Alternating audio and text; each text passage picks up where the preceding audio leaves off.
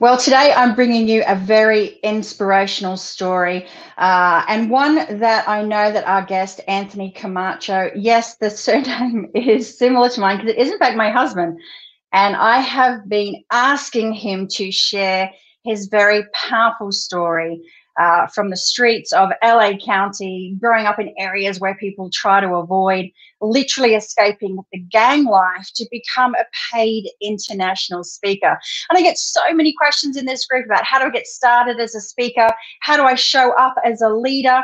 And I thought to myself, I know just the person to bring in. So I want to welcome you all and introduce you to Anthony Camacho.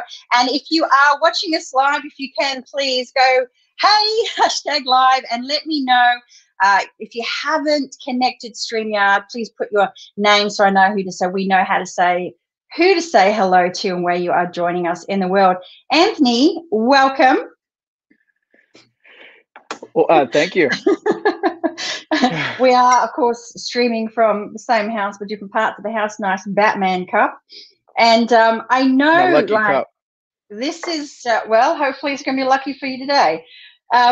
We've talked about this, and you've been really reluctant to share your story because you've said to me, people who grew up like you grew up do not share their story. And just to set the scene, guys, just to let you know some of the things that Anthony has done so you know what great hand you are in here, whose hand you are in. So Anthony's nickname is the Hitman, right? But it is surprisingly not from the fact that he grew up or the nickname that he earned from gangs while he was a teen. It's actually for his ability to turn cold into sold. And he has cold called millions of dollars in sales. He has been paid international speaker. He's a multi-published best-selling author. He's delivered training in my home country of Australia. No, that's not where we met.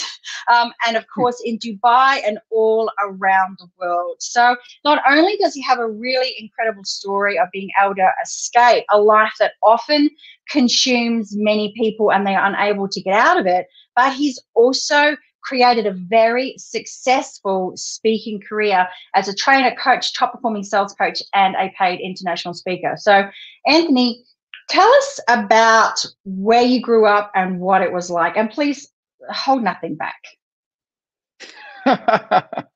Hold nothing back. Like Tanya said, I grew up in Southern California, in LA County, and just growing up was again, it's not something we're like at liberty you want to talk about, but if it's going to help the audience and the community overcome some mental barriers and some hurdles, then why not? I might be your wife, but I'm a tough journalist as well. And now is not the time to avoid the questions. We want to know. Like, I get it. Like, you're not supposed to talk about it, but we want to know. So, like, I know, for instance, that, you've lost friends to gang violence, that friends went to jail, and that you could have ended up in jail. So tell us, at the worst time, how bad was it and what path were you on? Oh my God. Well, I've been just walking down the street in certain parts of LA County. I've been shot at, which is extremely scary, being literally shot at from a car, being held at gunpoint, another time, being held at knife point, another time, close encounters, the sad part about it was it just seemed like everyday life. So it wasn't like a shock. Oh, it sounds shocking, but it's just kind of like, kind of what happened, kind of like everyday kind of stuff.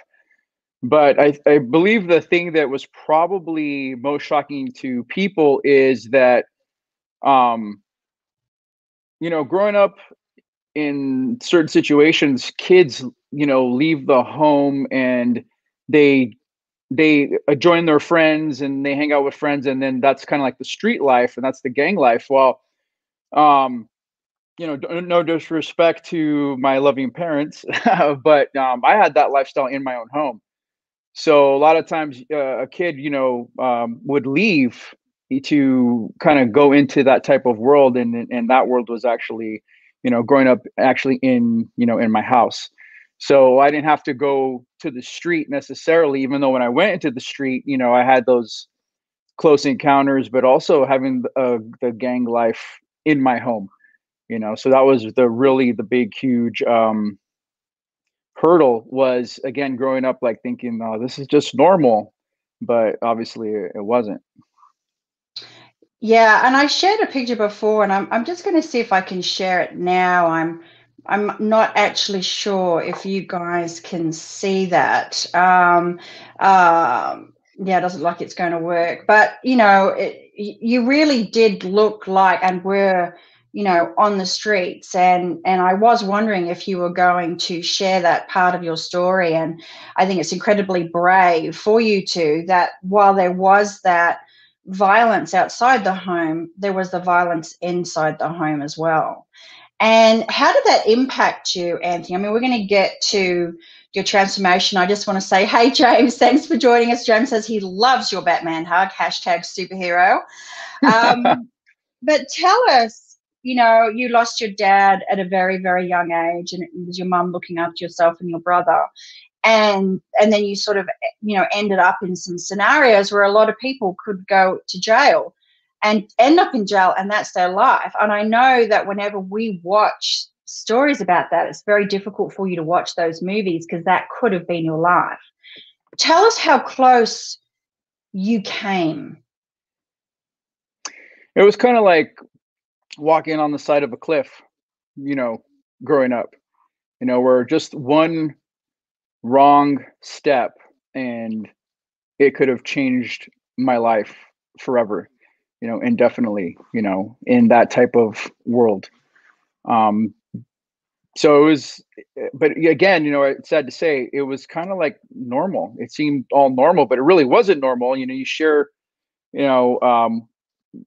some of the situations with other people, they didn't grow up like that, and they're just like, wow, they're like blown away about it. But having dear friends that I knew, shot, murdered, having friends that I knew going to jail for murder, having friends that I knew that you did a lot of unsavory things.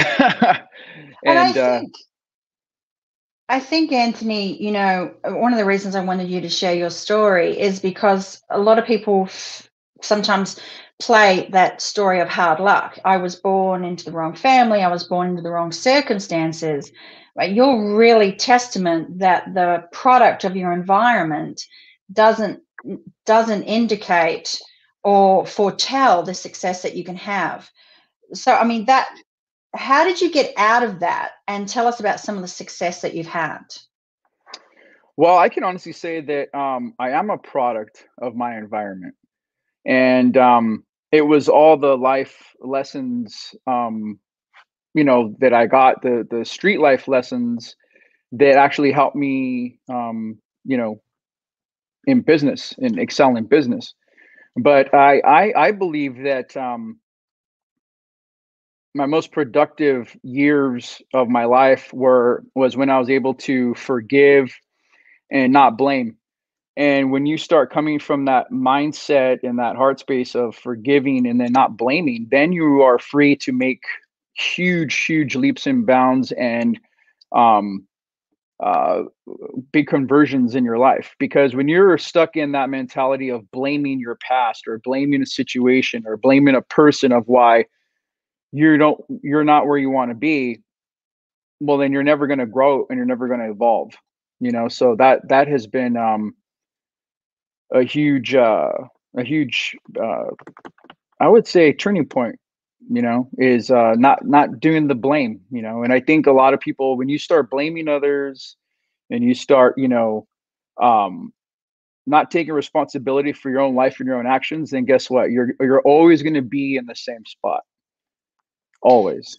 So how did you start to change your fortunes? How did you turn your life around? It was a combination of things. There's a combination of mainly choice. You have to choose. Um, you just have to make that choice, and that choice can change your life. To either go down a path that's going to ruin your life, or take a path that's going to help you evolve. And It's a constant even to this very day, it's a constant choice of evolution, a constant choice to do better, to be better, and to compete with yourself. There's always someone who's going to be smarter, more successful, more talented, etc. But the real challenge is creating new milestones in your life as an individual, and then getting to that, feeling good about the accomplishment, and saying, okay, what else can I do to be better? And I believe that's what life is really all about. Life is about evolution. Life is about constant growth. It's not about being in that one particular place, and I contribute success to that. And the other part was having good people. I've had some really good people in my life influence my life to make better decisions. And I think people have brought an awareness. So people that have brought an awareness to my life that there's a different type of lifestyle, a different type of opportunity, then you can really also make a better choice. It's kind of like in business, if you don't know what you're supposed to do, or you don't have the game plan or the next evolution, or that next coach, then you're going to be stuck where you're at because you don't know any better. So I had some really good people come into my life that helped me evolve even more so. And how did you get started with speaking?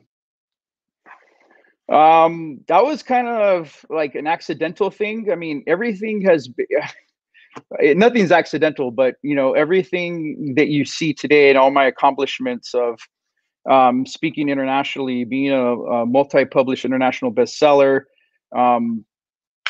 creator of the Top Producer Factor sales training for Fortune 100 companies, has all been just an evolution of constant growth, and not an accident. But I've been self-employed since I was 22 years old on straight commission, and I've always wanted to be the best I could be, and I just continued to evolve. And public speaking was I've never been afraid to do public speaking, but I didn't know what the heck I was doing. I mean, I can go and talk to anybody and get in front of anyone, but I didn't have the skills. And so I actually went to Dale Carnegie. Now, I'm not sure if you're familiar with that, but Dale Carnegie is huge professional and personal development curriculum that it's been around for 100 years. Yeah, he's known in Australia too. Yeah, he's a big deal. So I actually wanted to, I wanted to be a better, sales professional and be the best guy that I could be. So I had to go outside of myself. I didn't really have time to go to college or go to school. So I started going to take these Dale Carnegie courses, and I loved them. And I actually wanted to become a Dale Carnegie instructor, but unable to because I didn't have a college degree. So even though I went through all the Dale Carnegie curriculum, and even though I became a Dale Carnegie coach, I was never able to get title. And so I was like super bummed out about that. But of course, I didn't let that stop me. So I created my own sales training company that I've had for the past 8 years. And on that journey of rejection from circumstance, I was able to be able to transform. So I guess the other big, huge contribution is in life, when you feel you've been rejected by something or someone, that's really a huge opportunity to grow and to overpass that objection, to overpass that barrier. So I hit the barrier. I really wanted to become a Dale Carnegie instructor. So I was like, oh, well, I'll just create my own.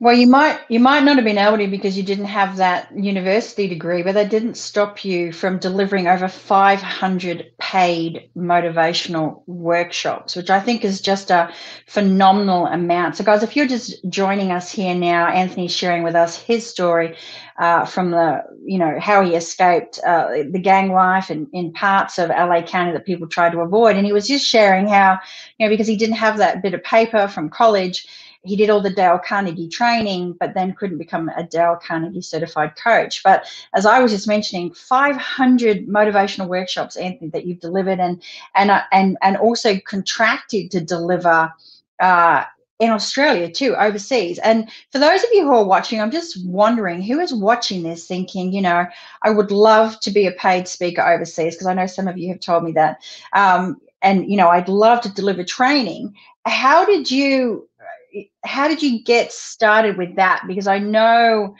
there are opportunities, but it's about seeing the opportunities, recognizing opportunities, taking them, and then creating them.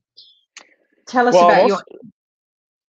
I'm also a graduate from Ipec, the Institute of Professional Excellence in Coaching, and that's more of a psychological aspect of coaching. So I took my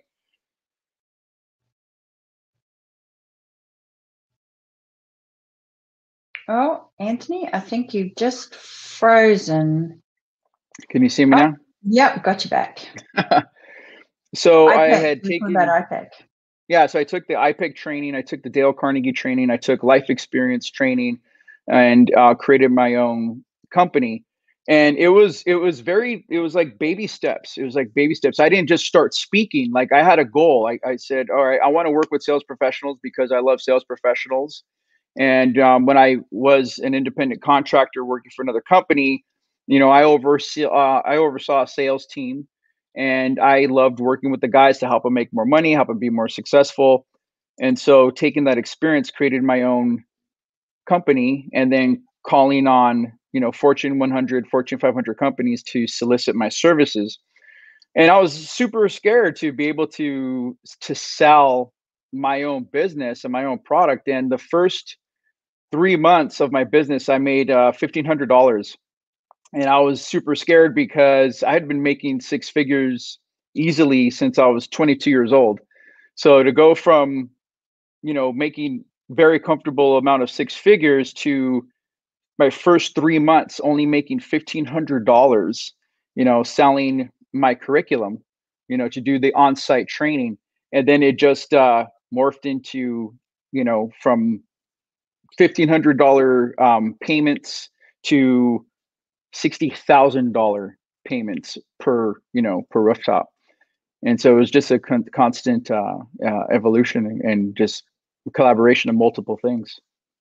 A common concern that I often hear is developing that confidence to get on stage. And you shared before that you're very comfortable standing up in front of an audience, but it still does come down to that mindset. What do you do? What's part of your routine to have that strong mindset so that you can, get on stage, which is easy for you, but deliver powerfully and also become an impactful leader as well as a speaker? Could you share with us how you develop that strong mindset? Well, it's the baby steps. So I first started doing the workshops for my clients, and then I told myself, all right, after I complete 100 workshops. Now, these weren't just motivational workshops; these were sales. These were sales workshops. So definitely some motivation was thrown in there, but primarily sales training workshops. So after I made myself a goal, after I do 100 workshops, then I was going to start selling multi-day seminars. So we went from the 1 hour workshops to 2 and 3 day seminars. And then over that period of time, that's why I was able to also develop the public speaking. But I believe that what helps anyone move forward is creating that little win, of success, and then moving forward. And one of the things I really like about Batman, have you seen the Dark Knight Rises, the Christian Bale Batman? You've made me, I've seen that more than half a dozen times, thanks to you, but has anybody else seen that? Is the best Batman, though. You did convince me. I thought Val Kilmer was, but you were correct on that point. But yeah, you were saying Batman. Yeah, so there's a part where Bruce Wayne, he's being trained by Ra's al Ghul, and they're fighting on the ice. And he tells Bruce Wayne, he's all, your parents' death was not your fault. Telling Bruce Wayne that. He said it was your father's fault. And then Bruce Wayne got really upset and he started fighting a little bit harder. And he says that basically, he said, well, Bruce Wayne said, well, I've had training, so basically because I've had training, I would have been able to save my parents' life. But Ra's al Ghul said, no, it wasn't because of training. It was because of you not failing to act. So when you fail to act, that is when your life is going to become stagnant. That is when you are not going to evolve. That is when you are not going to take a challenge, is when you fail to act. So in my experience in life is, I don't care if it didn't come out perfect. I don't care if I look foolish. I want to be courageous, and I'm just going to act. And by acting and taking that initiative and letting go of ego and letting go of, oh, it's not perfect, how am I going to look? That is just going to give you that experience. The greatest experience that you can have is actually acting, is not acting like you're a paid actor, is doing the physical act and learning from that experience, learning from that adversity. And so that is what has been my motto for years, is just to I don't care if I fail. I don't care if I look silly. I don't care if I make a fool of myself. My greatest teacher has been experience, and my greatest teacher has been failing. And so if you want to be a speaker, go out and speak. Go out and speak for free. Go out, practice in front of your family first, then go to a local community, go to a group. And then when you get that experience, the other thing is too, one of the reasons why people aren't successful speakers is because they lack the confidence. They lack the confidence. They lack the direction that they want to go into. And once you've established some confidence by doing some little wins, like I shared before, then that's going to give you the ability to catapult forward and to start doing course corrections. So no, to be a paid speaker, did it happen overnight? No, it doesn't happen overnight. It was actually a collaboration of different things for me. But if it's something that you want to do, then don't let any person, place, or thing or past experience get in your way of not doing that. In fact, if there's anything you want to do with your life or in your business, is do it, fail, laugh, get up. Because there's nothing worse in life than wasting it, than wasting your life because, oh, I was too afraid to do anything. So that's been one of the main reasons I've been successful, is because I just keep going forward and I don't care. So many, seriously, so many treatables in that absolute golden advice that you just shared with us. So, thank you so much. And, you mentioned a little bit before that the struggles that you went through when you were younger really prepared or helped prepare you for life as an entrepreneur. And you and I are both Rocky fans, and we talk about, it's not how often you get hit, life's going to hit you. It's about you keep getting up. And having that mindset, do you think that it's that mindset and understanding that the hits, truly understanding that it's not all sunshines and rainbows, right? That those hits are going to keep coming, and then not beating yourself up so much and to keep moving forward. Is that how you see things? Yeah, I mean, exactly. I know that life isn't all sunshiny and rainbows, and you just have to. Yeah, it doesn't matter how hard you get hit. You got to keep moving forward. That's the one thing, is to have some mental toughness and to have some thick skin. I believe that's one of the things I learned growing up in such a harsh environment, is to have some really thick skin. And I've been in situations where you could lose your life. So to go and talk to an important person or a very successful person that other people would shy away from, oh, that person's phenomenal, because you got to give them their due respect for their accomplishments. But at the end of the day, they're just people. We all put our pants on the same way. There's no one, we're all, just people. So that's the other thing. I'm not afraid to go into any type of situation to go sell a product. Yeah, you get a little worried and butterflies, but it's like, you know what? What's the worst that's going to happen? They're going to say no. And guess what? I'll be back there next week to say hello again. And how do you, I think a lot of people, one of your specialties is cold calling. Is you work with a lot of companies in the car industry, and you'll go and announce and you get an amazing result. A lot of people, cold calling isn't necessarily a part of the entrepreneur's life, but asking for the sale is, and then they take that hit, they take that rejection. How do you not take that rejection personally to keep getting up and taking those hits? Combination of things. One is it's a numbers game, right? So the more you get in front of people, the more opportunity you're going to get to create a deal, create a sale.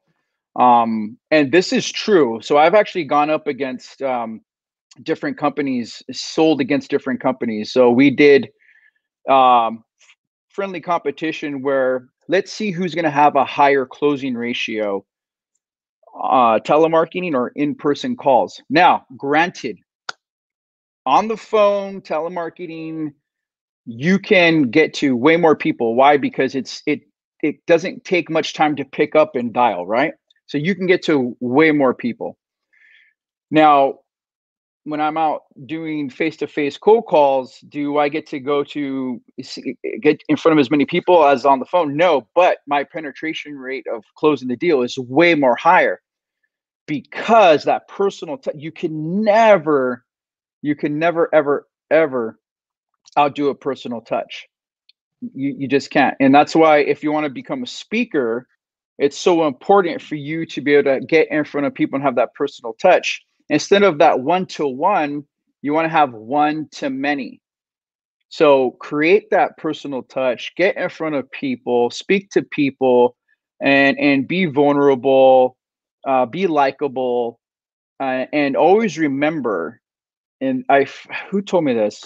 When I did a speaker conference in Dallas, I did a speaker conference in Dallas, and I was one of the speakers. And one of the other more seasoned speakers told me, and I'll never forget it. And I knew it, but it just the way he said it was just amazing. He said, what you have to say isn't for you. What you have to say is for the people, for your audience. You're giving a message to serve, not for yourself, not for your ego. You're giving a message to serve. And that's right. And that goes with everything when you're dealing with people. If you're selling anything, you are selling something not because you want to make a commission. You should be selling something because you know it's going to serve that person. It's going to create some type of solution, make their life better, make their life easier. And that's what people need to understand and digest when they're selling or when they're speaking, is it's not about you. It's about what you need to give to the world. And that's another thing. That's what truly living is. Yeah, I mean, that's something that, when I'm working with my students or my private clients and speaking or media or video, and I'll say to them, they're like, oh, how do you get over your fear of being on camera? And I'm like, well, it's because it's not about me. It's just like it's not about you. It's who is waiting out there to share and hear what only you have to say in your unique voice. And that sharing, it can literally save lives. Stories save lives. I mean, someone watching this right now might be in that dire situation like you were, and by watching this story, or maybe they share it with someone who's a teenager who thinks that they're only ever going to stay in a gang, or they're never going to make it, they've grown up in poverty or whatever, they get to see your incredible story of transformation. I mean, I look at it and I just think, well, you have so much admiration. That's why I needed you to share your story. And they look at that and they go, wow, there's hope for me. If he did it, I can do it too. Tell me, Anthony, you're very much a leader in what you do, very much in the leadership space. And I know that you also do leadership training. What do you think makes a great leader? And how can people come across as being more of a leader or more an authority when it comes to speaking? The main thing would be is to know who you're leading, right? So when I work with sales managers, when I work with owners, I ask them, who is your main customer? And they're like, well, I don't know, the next person who walks through the door, the next person who calls, that's my main customer. I said, no, your main customer is your team. Your main customer is your sales team. And you might not be selling a product or a widget like you were before, but what you're selling is an objective. And in order to sell anything, you have to understand the wants and needs. So if you can understand the wants and needs of your people, then you're able to sell the objective. Then you're able to hit the goals that you want to achieve. So you have, all the goals, and you have all these benchmarks, right? So you get the benchmarks, you get the goals. Okay, great. Well, how do we attain those? And by knowing who your team is, and if you're gonna do speaking, then you have to know who your avatar is, or what your niche is, and that's who you sell to. That's who you speak to. And again, it's all it's a numbers game. It's a numbers game. I mean, when I do my sales training, I tell people all the time, you can't say, oh, I just can't sell anything, or no one's buying my product. And it's like, okay, well, how many people have you talked to? Well, I talked to one person the other day, and then I talked to somebody else, yesterday, and then I'm gonna talk to somebody else on Friday. No. You're not gonna be able to sell anything that way. You need to have fresh new prospects coming into your business, to your pipeline, every single day, week, month, year, constantly. You have to constantly be getting in front of people, and you can't be afraid to let people know who you are and what your name is. If you aren't even in someone's mindset, how are you even going to be a choice, or a second choice, or even a thought, or even a first choice, if you're not even on the forefront? So get in front of people, get out from get out from yourself of saying, oh, I don't have enough skills to do this, or I don't have enough skills to do that. Just go out and do it. There could be some people, watching this that have been going through some tough times. It's certainly been a tough time lately. And, an advice that was given to me back in the days when I was in newsrooms was, when you're in a stressful situation, you can project yourself forward and go, am I going to worry about this in 2 years or 5 years' time? Like, where is this in this significance? And there's some pretty significant things going on at the moment with the pandemic and all that kind of stuff. When you look back at what you might have been worried about growing up, I wonder what your advice would be for that little Anthony, that younger Anthony, that teenage Anthony. What would you tell him now? And then what advice do you think you would be giving yourself to this Anthony right now, from the moment, from the future? Wow. What would I tell the younger Anthony? Oh my goodness. So much. He was such a little turd. My goodness. I would probably say to younger Anthony, remove the chip from your shoulder. Everything is cool. You got this. You don't need to prove anything. I had such a huge chip on my shoulder when I was a kid. I mean, I had like a 9-ton gorilla on my back. I mean, I was just a very angry young man, and a lot of anger and hatred. And so just being around me was very intimidating, and I intimidated people, quite often, sometimes purposely and sometimes not on purpose. So I would tell Anthony, is remove the blame from your life, and install some more forgiveness, and you're gonna live a very long and successful, and have a very successful life. And those are two things I would tell little Anthony is, forgive and remove the blame. And what would I tell myself now? Oh man, I feel like such an underachiever even now. And again, international best-selling author, spoken all over the world. I've done, actually, it's over 700 paid sales workshops. I beg your pardon. I'll have to correct my notes.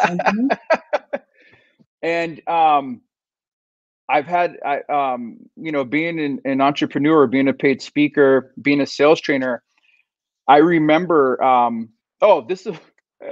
so I would tell, one of my first jobs, I think for the whole entire year, I made like $15,000 for the year working part-time. And I remember I was super bummed out about it because I had my taxes to show at the end of the year. And I remember my tax guy goes, "Wow, that was a pretty tough year for you, huh, kid?" And I'm like, it was, I really worked hard just to get that 15,000.